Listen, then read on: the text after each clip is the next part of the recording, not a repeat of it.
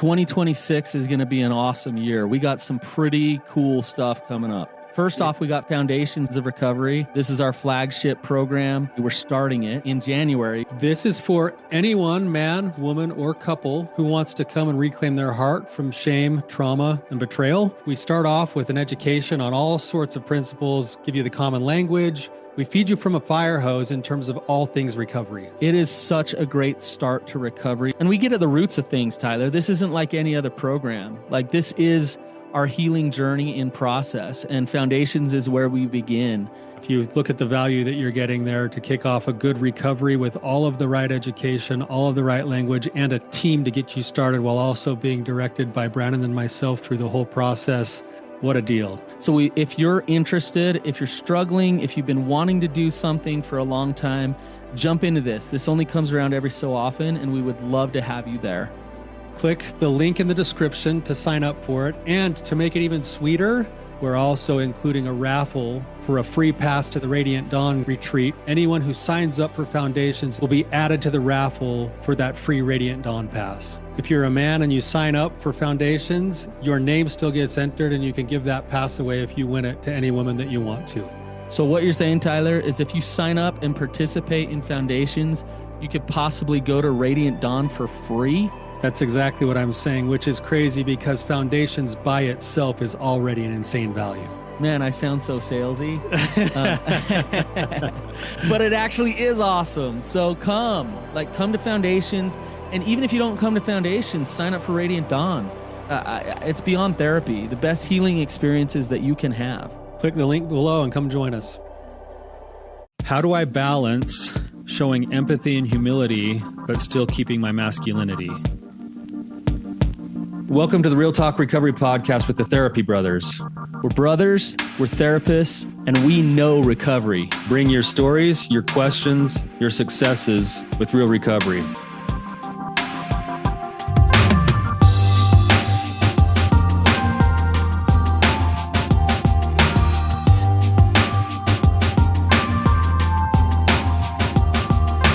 Love it, Tyler. I talk about this all the time, and I think it's important for us to kind of flush this out. So, but before we do, I got to say, I'm really excited for Christmas because a certain someone drew my name. So, and, yeah.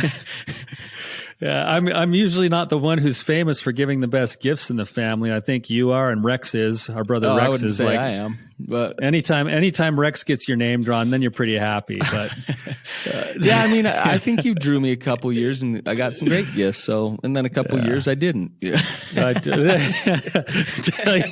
Tell you what, you hooked me up last year because you had me last year, and you gave me a new pair of hiking boots, and they were awesome. Yeah, man. good. So, I'm glad you like them. Yeah. So I'll just let you know that I went a little bit. I was proactive this year, and I'm pretty happy and excited about it. So hopefully it'll be something you like. Well, hey, I hope you know, you just give me a smile and a good episode on the Real Talk Recovery podcast, and that's all I want.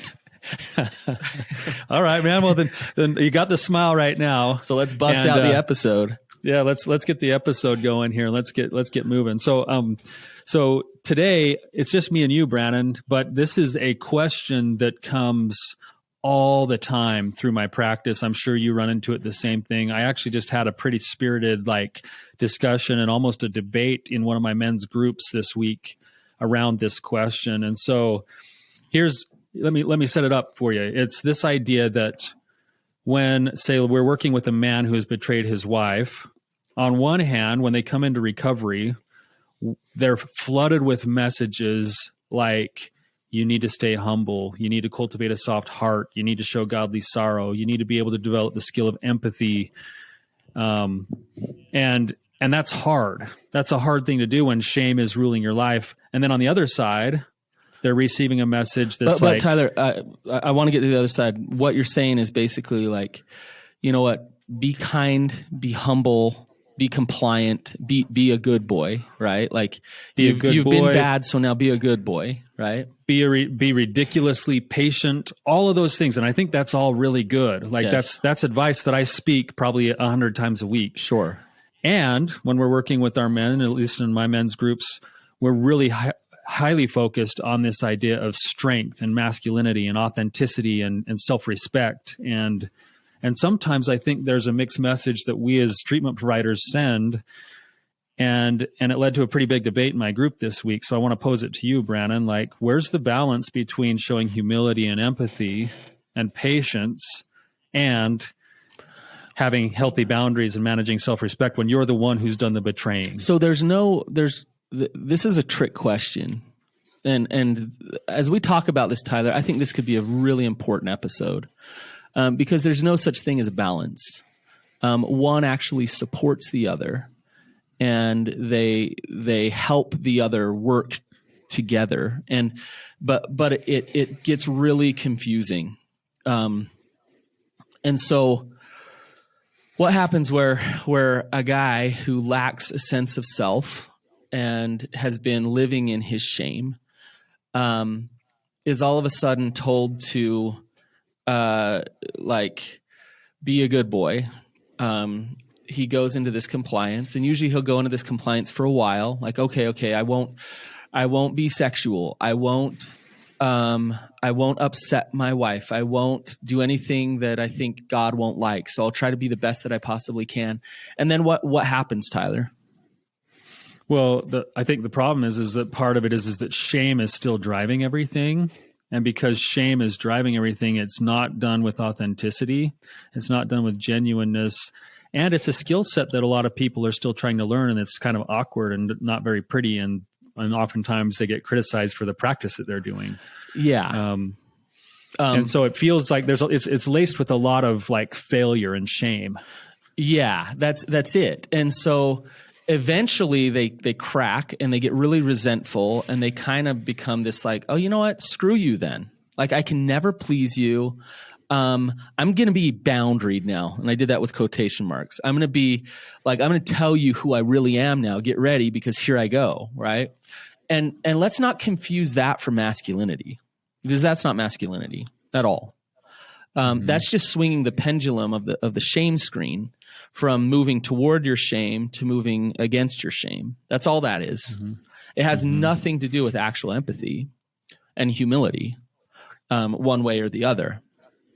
Being compliant and showing up weak is not humility, and being a jerk is not masculinity, right? So this is where people get so confused, because the fact of the matter is the more grounded I am with myself, the more I know who I am, the more connected to God that I am, the easier it is for me to show up as a patient, humble, kind, empathetic man.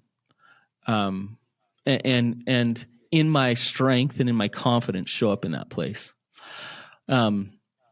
So now your group is having this debate. Say more about the debate. Like, what are they saying? Okay, let me give you an example, and I'll kind of change some of the details here, but I'll just give you a hypothetical, all right? But it would still get to the same principles. Let's say I have a man who's betrayed his wife, and she is having a moment where she's kind of gone into that fear, trauma response. Okay. And she comes to him and she asks him a few questions, and he answers the questions, but then the questions keep coming and they start getting into that kind of like, detail kind of question. Yeah. And then he pushes back a little bit and says, I'm not sure this is going to take us anywhere good. Do we want to take a break? And she says, no, I deserve to know the answers. And then he kind of keeps answering, but then he just finally gets to that point you're talking about and going like, this is stupid. Like, I'm not going to do this anymore. And then she might even go even as far as to criticize him or call him a name or even do something physical, like throw something at him or something. You addict, you this, you that. Yeah, whatever. So the debate was this, is, say several members of my group look at it from the standpoint of, well, I'm the one who totally messed up. I can see her trauma. She just needs some space, and I can hold that. And like, it's like the least I can do for her because of the pain that I've caused her. Okay. And then the other parts of my group are saying like, no, at a certain point you need to end the conversation. It's not okay to be criticized. It's not okay to be called names. It's not okay to be having something thrown at you. And you're not doing any service for yourself or your wife if you stay at that point. Yeah. You need to stand up for yourself. At a certain point, you need to stand up for yourself. Yeah. And so you can see, like, in my group, but Tyler, both sides have truth to them. Well, I would definitely lean toward one side over the other with that. But it really depends on the energy in which it's done, the tone, so like I would lean toward have your boundaries. Like you don't have to sacrifice yourself and take on abuse and take on all kinds of things because you've done bad things. That's not, in fact, that doesn't build trust, because now you're not showing up as an authentic, honest human being. You're showing up as somebody who's willing to roll over and really manipulate the situation because you're not honest. But if you're gonna show up and have those boundaries and say like, hey, I can't stay here if you're gonna throw things at me. I'm gonna have to leave, but I get why you want to throw things at me. Like I get why you're pissed off. I understand why you're triggered right now, and I'd love to talk to you about your triggers. But if you're going to call me names and throw things at me, I won't be able to stay in that conversation. But I'm happy to listen, right? So it's the tone. But you can't have that type of empathy. Empathy cannot exist without boundaries, and this is where that compliant, weak side of things is such a farce. Because you are not loving your spouse by just being Mr. Nice Guy. You're not loving your spouse. In fact, you're making it impossible for you to actually be strong enough to empathize with her. And so the goal is connection. The goal is empathy. Again, back to what we said before. If I have those boundaries with the tone of, you know what, like your pain and your emotions and stuff are stupid and crazy and you'll never change and you're horrible. And therefore I'm right because look how crazy you are. I'm not being empathetic either. Right? Do you see it, Tyler? Can you see that space of strength as a man that we can show up as to be both boundaried and empathetic at the same time? Yeah, Brandon, I think where you're going is exactly why we wanted to do the episode. I want to figure out how to get there because I would agree with you that, we like this. I say this all the time to some of my clients. I say, look, you're not actually doing your partner a favor if you stay and perpetuate the drama that's going on. Like you're actually harming yourself, and you're allowing her to harm herself at that point because the Buddhist, one of the Buddhist premises is that we're all so interconnected that you can't do harm to yourself or someone else without doing harm reciprocally to yourself or someone else. Right. And so I love that. Anytime that the drama triangle is present, it's really just not going to be effective for us to operate inside that drama either way. Never.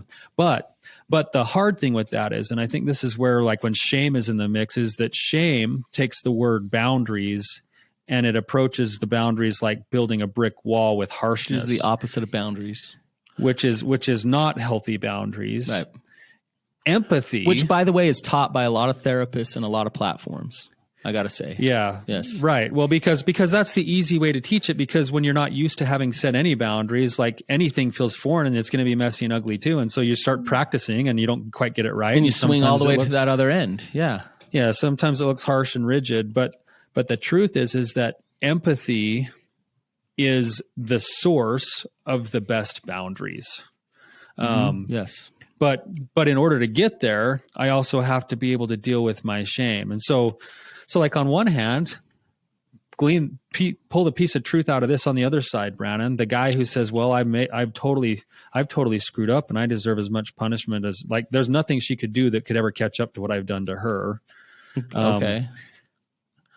There's a piece of truth in that. I think that's garbage in a lot of ways. So, yeah. Well, I actually think there's some truth in it too. I've done some things in my relationship that I don't think my wife could ever match. She probably could. She won't though. But with that is, but okay. So is penitence the way? Like is to beat yourself down the way? Sorry, I'm cutting you off. So that's the question, Brandon. So this is where I think we get mixed up is if you say that there's going to be a listener right here listening to us right now going like, oh, yep, no longer do I have to be sorry for this anymore. Like, well, in the middle is where there should be some truth, which is, hey, I made some mistakes. I can own those mistakes. I feel terrible about those mistakes. I want to change. I want to get better. I wish I could repair it. And I can't stay in that penitent place for the rest of my life, or else that won't serve or our marriage very well either. Hang on. There's your example here. Like there's this part of it that's just like bothering me. Yeah. And it's this: in order for me to be sorry, I then have to give up my truths. I then have to like be a doormat. I think that's what most of the guys that you see who have nailed the quote humility, that's how they feel. That's not being vulnerable. That's being, okay, I'm sorry. So now tell me what I am and what I have to do in order to make things okay, rather than being a vulnerable man who steps up and says, I'm sorry, and I'm going to be honest with you about who I am and where I'm at. But I am sorry. And that you can feel bad, you can feel regret, you can feel remorse and still have your masculinity at the same time. Those things coexist. They can coexist. You can also attempt the repairs where possible, even though a lot of the times it's irreparable damage that we cause, and still keep your masculinity. You won't do the repair work unless you have that strength. You won't. You can't. You'll do more damage by being, when you say penitent, by being this, I'm so sorry, man, so therefore I have no idea who the heck I am. You'll do a lot more damage. But Tyler, I think it's so funny as we talk back and forth on this.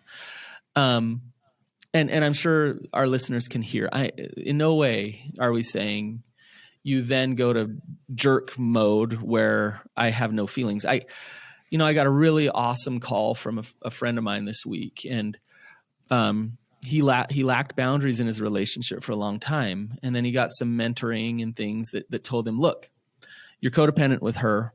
You be happy independent of her and not care much about her. She can deal with her own happiness, whatever. And you just tell her everything's perfect and you're dealing with you. Like, that's it. And so he did that. And where do you think it led him? He's probably alone right now. Yeah, it led him down that road. Yeah. And so he went to her and said, I'm good. I don't need you. I'm good on my own.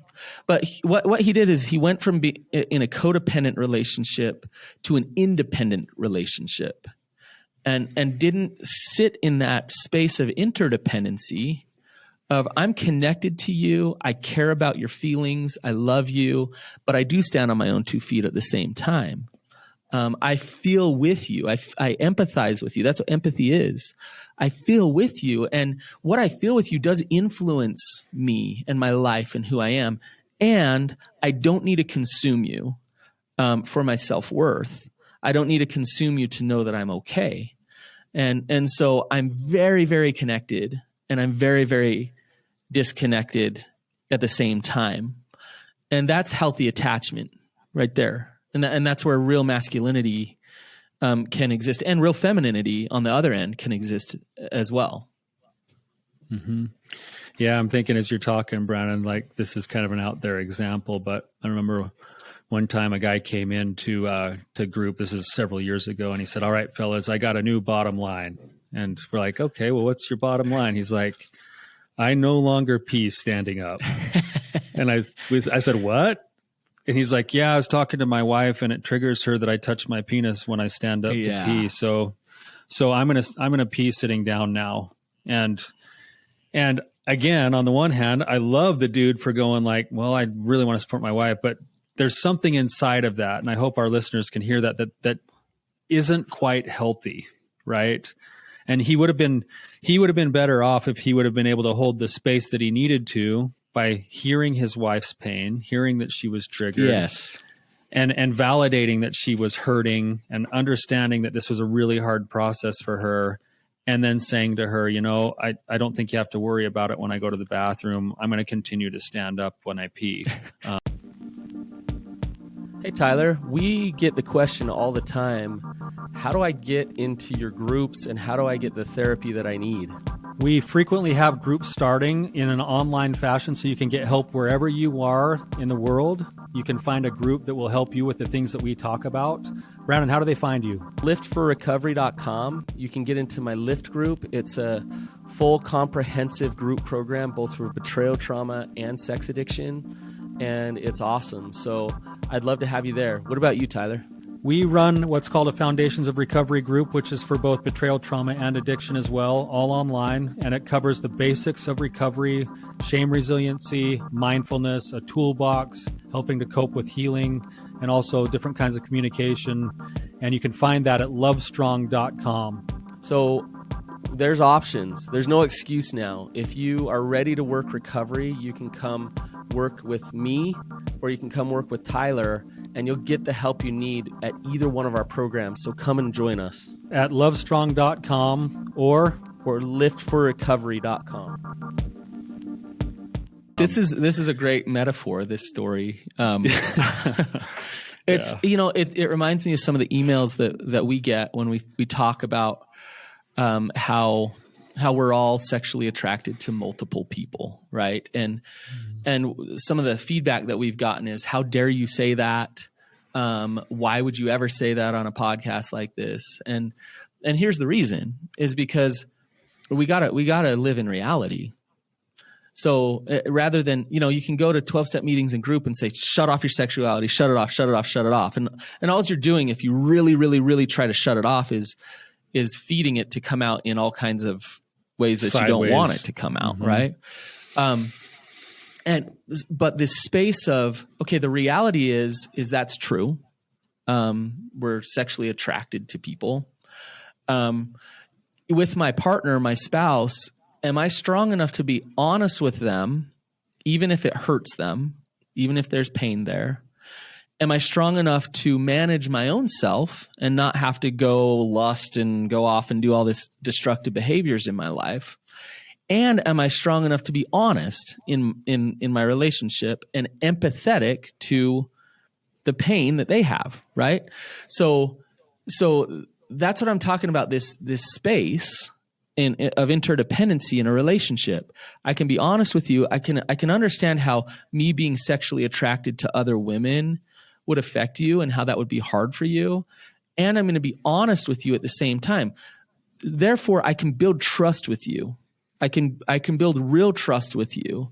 And if we build trust together, the next result of that is some pretty deep intimacy and some good connection. And that's awesome. That's what we're going for, right? But I see it all the time where we reject masculinity. We are scared of it. And Tyler, if you can speak to this a little bit, I've been in circumstances with you where I've seen this.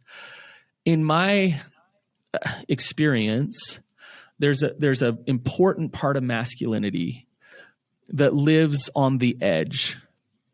And this edge feels dangerous, both to the man, the masculine, and to the feminine. And the edge, if a man is masculine enough to own that edge, to live there, then it breeds safety and connection to the feminine. If he won't live on that edge at all and he's too scared to go out there, it leads to unsafety with the feminine and disconnection. What do you think about what I'm saying? Yeah, I refer to it as playing small, where when I see a man in recovery who refuses to accept the truth that he is a force for good, that he's a work in progress, that he has, immeasurable value.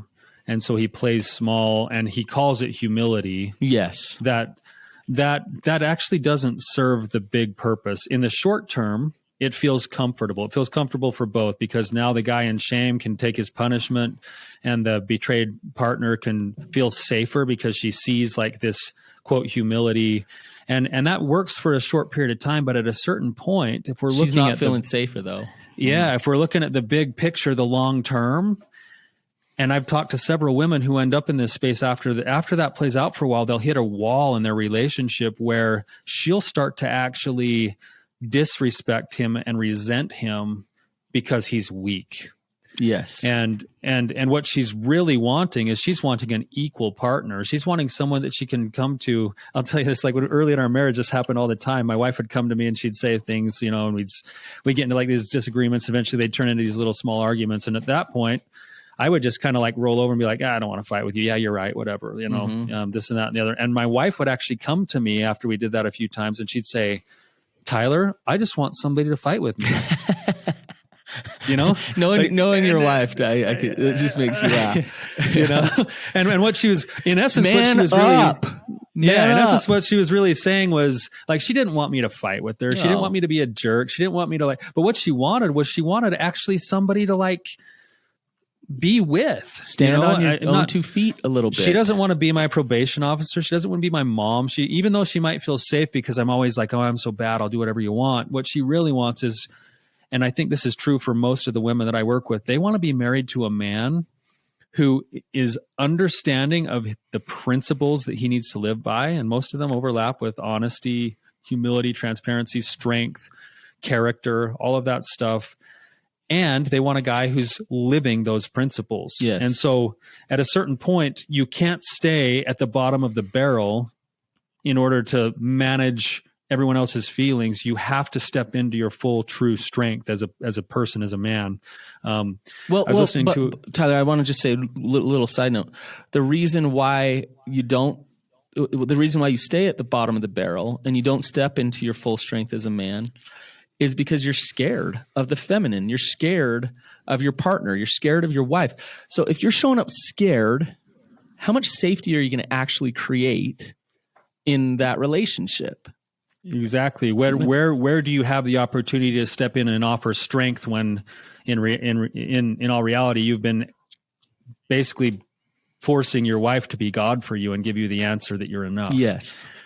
She doesn't want that long term. She can't answer that question anyway. Right. She was never given that answer to give to you. This idea of strength, you know, and danger a little bit you're talking about, Brandon. I was listening to a podcast by Jordan Peterson this week, and he had a really cool definition for meekness that I hadn't heard before. And it was something like this. He said, and by the way, meekness is one of the like coveted traits that I want more than anything. I want meekness, but he described it differently. Like we think of like, oh, he gets walked on, he's a doormat, he's this, that, and the other. And Jordan Peterson said, a man who is meek is a man who is capable of doing massive damage and chooses not to. Interesting. And the idea behind that is that he knows he can be dangerous. He knows that inside that danger, there's actual power and there's actually some goodness that comes with that danger. And then he chooses to harness it in a way that it makes the lives of other people around him better. Yes. Instead of self-serving. Yes. And that's what I think we're getting at here is in order to step into that real understanding of who we are with our strength in a state of that definition of meekness, we have to be doing the work to become resilient to the shame, which would otherwise either turn us into toxic masculinity or into yes men. Yes. But Tyler, I love what you're saying. You know, and we're talking about this danger. I think our sexuality is dangerous. Our need for adventure, our need for a battle to fight, to feel a sense of purpose, you know, to really experience those types of things. Our need for love and intimacy, to experience those type of things, it requires stepping on that edge. It requires vulnerability. So a man who's always trying not to be vulnerable is a man who's living a deathless death, a man who's not living, who's not alive. There's not vibrance there. And so the feminine's not attracted to that. And you know, there's this conundrum that a lot of the guys, mid 40s, early 40s, late 30s that I work with are in, and it's this conundrum. They've gotten themselves in a pattern in their relationship where they have been the yes man. They have been Mr. Nice Guy. They've looked to their wife to tell them who they are. And they've done it for so long now that there's a lot of just a lot of lack of intimacy, passion, connection in their relationships. There's just a lot of resentment, disconnection. But here's the conundrum is at this point in life, we've done this now for 15 years, 20 years.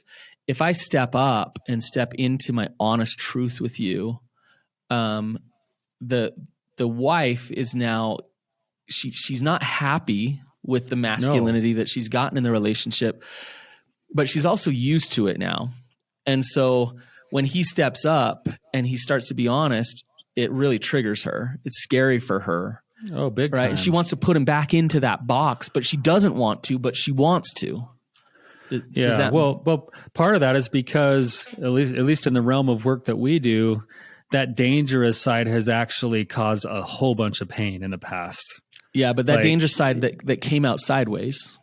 Yeah, well, it came out, but I think that's what you're getting at, though, is that what I'm saying is there's still room to be compassionate to that wife who's having a hard time with that transition, because she's experienced firsthand the danger that actually comes with those powers. And I think what you're saying, Brandon, is that really it takes both. It takes both. I was listening to a researcher from Stanford this week talking about like long-term relationships and intimacy, and then he also does research on cheating and infidelity and things. And he said the research is really interesting because for women who are looking for a short-term relationship, they truly do like the bad boy. They like the dangerous guy, the guy on the Harley. They like the guy who's taking risks. He said, but when you actually assess women who are looking for the long-term relationship, they actually let go of some of those dangerous things, and they look for things more like patience and provision and kindness. Mm-hmm. And that's really what keeps the long-term in play here. And I think as you're talking, I'm thinking like that's really what this work is about, is figuring out how to understand the danger, embrace the danger, and then be able to wrap that danger with that set of principles that goes with the other side that can be long-term. Yes. Kindness, empathy, compassion, and like I still know who I am. Yes. And integrity and honesty and all those other things. And once those things once the danger and the adventure and all that stuff, purpose, passion has direction, then it becomes a blessing in the lives of your wife and the lives of your children, the lives of people around you. But Tyler, here's the fear. What if I say, okay, I've rejected myself most of my life to comply with my spouse, to be comply with my church, to comply with my therapist and my groups I've been going to that have all been telling me that like you're dangerous and you're bad. Like just be good. So what if I say, okay, like I'm done with that, and I'm like, I'm just going to go be me. I'm going to go find out who I really am. So we're talking like midlife crisis time, right? Mm-hmm. What if I find out that I don't want to be married? What if I find out that, I don't want to be a dad. I don't want to, like, what if I find all those things out? What if I go, be dangerous, so to speak? And that's what comes up and comes out for me. Well, again, there's a difference in being just dangerous and selfish. And I think what you're describing, Brandon, is I would challenge any man that goes into that realm to say, okay, you're tapping into one part of your masculinity, but what about the other parts that are inevitably there as well? Things like purpose and passion and integrity and all of those things. And so I'd work with my client on those things first. But if he, under the end of the day, goes, that's exactly who I am and that's who I'm going to be, well, I hate to say this, but he should be as honest with that as he possibly can, so that the people around him can make decisions accordingly, because it's not fair for him to pretend that he's not that. I think, Tyler, it's easy for you and I to say, because honestly, I can, in my just total honesty, say that I know I was made to be a husband and a father, like tops of my list. I just, to my core, it's my purpose more than anything. And I know you're the same way. So I think it's easy for us to say, but because, if we go out and we get dangerous and we look at who we really are, I already have. And the fact of the matter is this is who I am. I'm fighting for my family. That's what it's all about. But I heard Nick Saban talking once, and he was like, I have all this success, and I had to do that. I had to sacrifice my family and really being a father to my kids in order to do everything that I've done.